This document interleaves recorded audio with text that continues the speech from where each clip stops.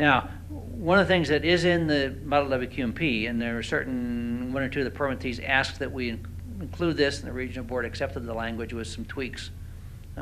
If you have can foresee a long-range capital program, 10-year capital program of street improvements, and you have lined them all out, and you have thought about them, and you want to come up with a sort of a master master WQMP for your street projects as a whole, and define over time what sort of things you include, the model WQMP does allow that kind of approach. I mean, it's kind of new, it's different. You know, exactly how to do that is something you need to think about, but it gives you the option. Not doing it on a project, have to do it on a project by project basis. The difference is, you know, one small street line project that's still disturbs 5,000 feet, doing a single WQMP for that versus one that might cover your next 10 years of CIP. You have to think through that, you have to put it, but that opportunity exists within the approved model WQMP. These below ground line linear drainage projects, if they're within a public street, road, or right of way, if they're not drainage, I think I'm repeating myself now because we talked about this before, you're supposed to do a non-priority project plan. If they alter the original line and grade and of a storm drain, then they have to be considered a priority project and do a priority project water quality management plan. If they maintain the original line and grade, original purpose, you do a non-priority project plan, non-priority project plan for those. I think the county is going to want to sit down further with some input from you all and from with the region board and further define a process that's not going to be too cumbersome and too burdensome for you all.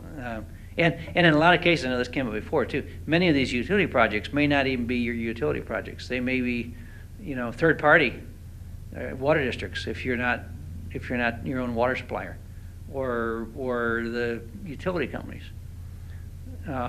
Where you own the street, you may be granting a encroachment permit to construct one, and it disturbs a certain amount of land. How do you deal with that? What's your responsibility as the owner of the road in terms of that? There's some issues out there that haven't been, because all of this was kind of last minute language changes that the Santa Ana board was tweaking with, and we were trying to push back and forth a little bit on. So that's what the approved model WQMP says. You always have municipal non-structural source control measures in any of your projects, particularly say more building projects. Those really haven't changed. Those are ones that would be identified in a project WQMP if you had to do one, but then they basically transition out of the new development program into your public agency activities, section 5 of the DAMP.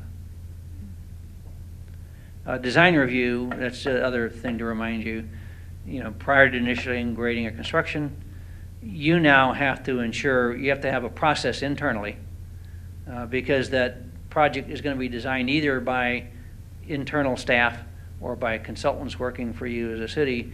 You as the stormwater folks, you probably have something worked out already. You have to ensure that the project, there's a project review occurring and approval of the WQMP and review of that the plans are consistent with the WQMP, and that you're not reviewing an outside private party, you're reviewing your own one, so you have to work within your departments to do that. We're at 12. We've covered a lot of ground. The more detailed module on preparing private project WQMPs, we're not going to have time to get to, but I think you heard the basics. Okay, so Jim, do you have a question? We've already run into this question about documenting your decision making on a public project, where the regional board has already told us you have to document your decision not to pick certain BMP. And they actually expect a document with a certain date and, you know, a piece of paper somewhere saying, on this date, we considered blank, blank, blank. We rejected it for blank, blank, blank reasons. They actually expect to see that kind of paperwork. I mean, I would think that it would be limited to the paperwork that shows the feasibility of the BM, you know, of particular retention on site BMPs. Well, I can't see why it would for- require- you know, if you're talking about, for example, a public project, they want to know why you went the direction you went. Oh, okay. Oh, okay. Yeah. All right. So, I mean, that's something that you're gonna, you saw the tables I put up for street and road projects, for example. There's a lot of different things that can be considered. Right. You know, for any one project, depending upon what's happening with the road, what that actual design project is, 3/4 of those may not be even applicable relevant. I think that's where your point is, you need to create some documentation methodology to say that you know, you couldn't incorporate,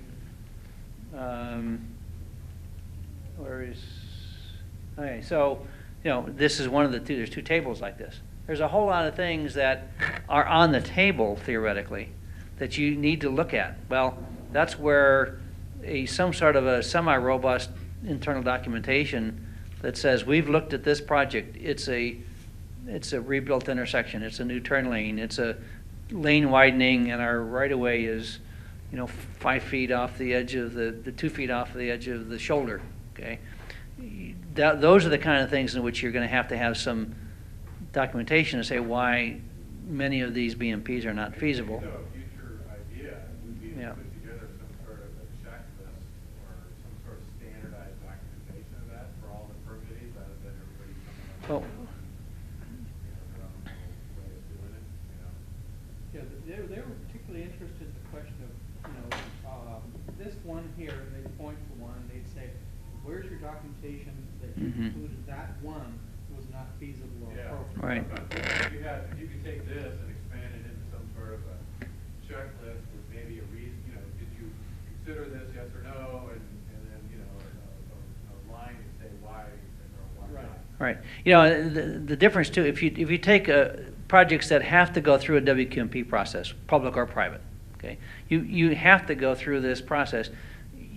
If say you have a project and you can do an infiltration basin and meet your design volume, all you have to do is check one box, show the calculations of why it meets the design capture volume, you're done. You really should not have to have a whole lot of yes and no, I chose this or not. It's when you can't, with these roads, you can't say I met a design capture volume. So, yeah.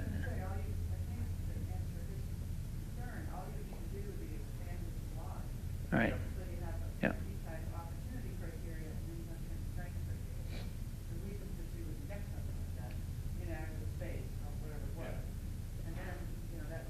All right. Yeah, it seems like it would be pretty easy to come up with Yep. a simple tool. Yep. Yep. So one thing, I looked up the vector issue, and I think Mike Ron said, it's 96 hours, but the guidance says surface ponding is 72 hours plus. So the idea like a bioretention system, 72 hours max ponding on top, and you can still have some saturated soils for another length of time after that. Okay, well, we're at our limit plus 10. Appreciate you all being here. We will be available to the county to answer further questions. I kind of told you, if you want to come back next week for the first of the details.